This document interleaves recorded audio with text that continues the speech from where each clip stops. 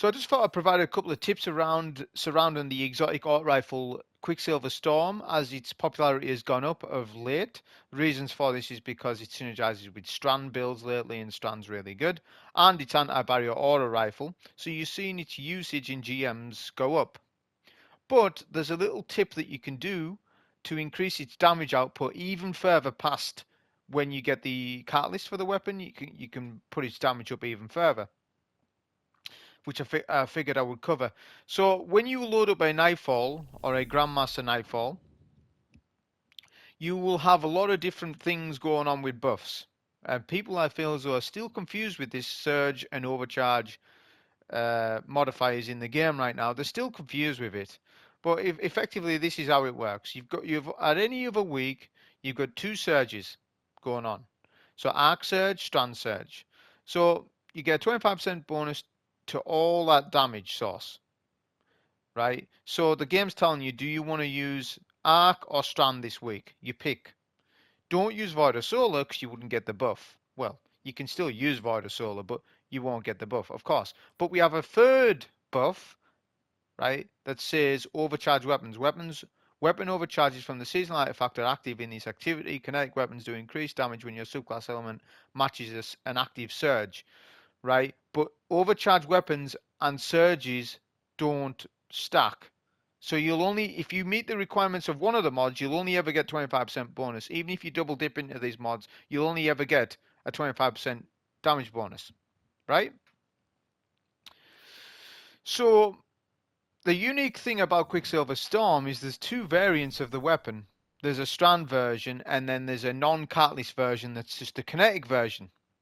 What you need to understand about the Kinetic slot, right, is that Kinetic weapons do 10% increased damage over Strand or Stasis weapons, which is a dumb mechanic, like at this point, and probably Strand and Stasis weapons should just be in the energy slot, but that might oversaturate the energy slot because the energy slot is already oversaturated with weapons upon weapons already. But they done this to buff kinetic weapons because there was no point using kinetic weapons at one stage of the game last year. But like now it's the other way around. You want to use a kinetic weapon. You don't want to use strand weapons really or stasis weapons unless it's like Riptide or something. So it's a really weird situation, this.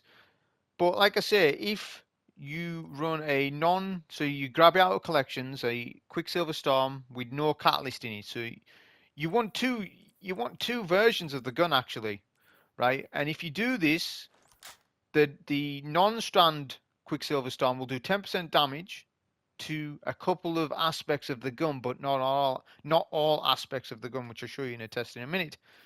The cons to running a kinetic version is that you're not going to make as many tangles, and you're not going to be able to synergize with your strand builds as much, and you're not going to be able to dip into the artifact mods this season like Strand Soldier or Improved Unraveling, etc. But one thing I did see that if you use this perk here, Overcharged Armory, you don't need to dip into the active surge for the week to get the overcharge buff because this gives you overcharge because the gun has nanotech tracer, right? Which is very interesting. So I could run Solar Avoid and still get the overcharge buff with Quicksilver Storm. So I just thought I would mention that, but you're going to see the numbers coming up. So for this quick test, we used a Grandmaster Nightfall champion.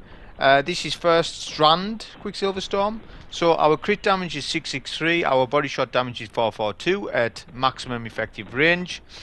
The Nano Tracer damage is 2637, which will have popped up on screen. We also need to test the grenade damage that it does. It's alternative fire, which is 34,800 plus 490. So what's interesting is when you go in the grenade launcher style shot, that's classed as kinetic even though the weapon's strand, because when you do the kinetic version of the gun, that damage doesn't go up. We're now doing an increased damage to crit damage and body shot damage. Crit damage is 729, body shot damage is 486. Nano Tracer damage has gone up. It was 2637, now it's 2900, so it's 10% more. But, like I said, the grenade launcher section of the gun the damage doesn't increase for that.